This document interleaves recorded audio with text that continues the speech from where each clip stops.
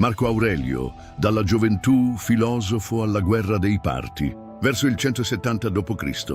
Marco Aurelio aveva superato i 50 anni, ricordando i tempi felici della sua gioventù.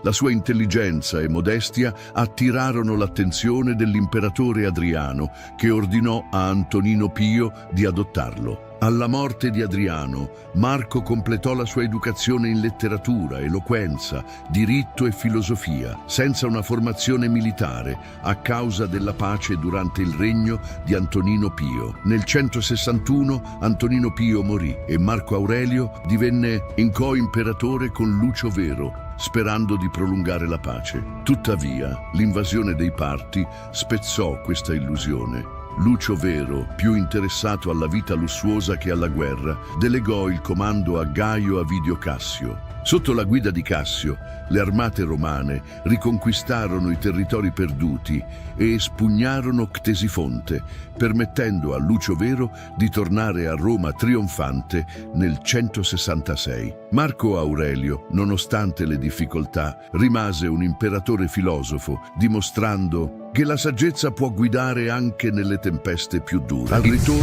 l'imperatore e il suo esercito portarono con sé una malattia mortale, la peste antonina, che causò la morte di 5 milioni di persone, incluso Lucio Vero. I campi rimasero abbandonati e chi tentava di sfuggire alla peste la diffondeva ulteriormente. L'indebolimento dell'urbe non passò inosservato ai nemici. Lungo il Danubio, i barbari notarono il cambiamento e iniziarono a sfidare il dominio romano. Nonostante le difficoltà, i romani miravano alla conquista della fertile pianura ungherese, occupata dai sarmati Iazigi. Roma fronteggiò una minaccia inaspettata. Le tribù del nord stavano scendendo verso sud, spingendo le popolazioni germaniche a valicare il limes danubiano. La grande migrazione barbarica era iniziata. Consapevoli della minaccia, Marco Aurelio e i suoi generali decisero di reagire con forza. Nel 169 d.C., l'imperatore Marco Aurelio lanciò una campagna per annettere il territorio quado-marcomanno e la pianura ungherese occupata dagli Iazigi. Condusse personalmente le operazioni militari. Tuttavia, nel 170, una grande coalizione germanica attraversò il Danubio, penetrò in Italia e cinse d'assedio Aquileia, mettendo Roma in una situazione critica. Marco Aurelio e Roma si trovavano di fronte a una delle sfide più grandi della loro storia. Riusciranno a respingere l'invasione barbarica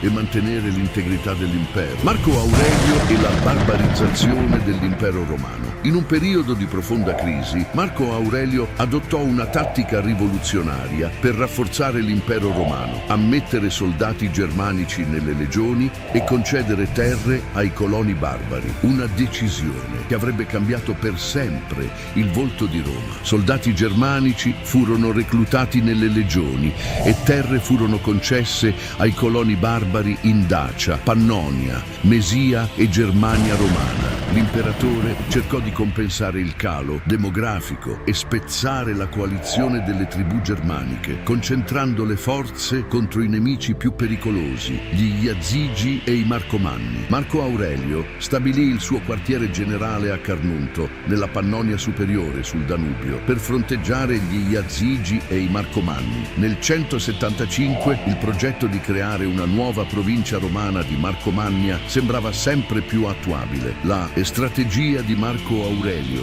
di opporre i barbari ai barbari e integrare le popolazioni germaniche nell'impero segnò l'inizio della cosiddetta barbarizzazione, una decisione audace che avrebbe avuto ripercussioni durature sulla storia di Roma. Marco Aurelio si trovò costretto a sospendere le operazioni militari sul fronte germanico per affrontare una minaccia interna, ma questo era solo l'inizio di una catena di eventi che avrebbe cambiato Roma per sempre. Nel mezzo della sua offensiva contro i Germani dovette affrontare un'inaspettata sollevazione guidata da Avidio Cassio, governatore della Siria. Costretto a siglare una pace affrettata con i Germani, l'imperatore marciò prontamente verso la Siria.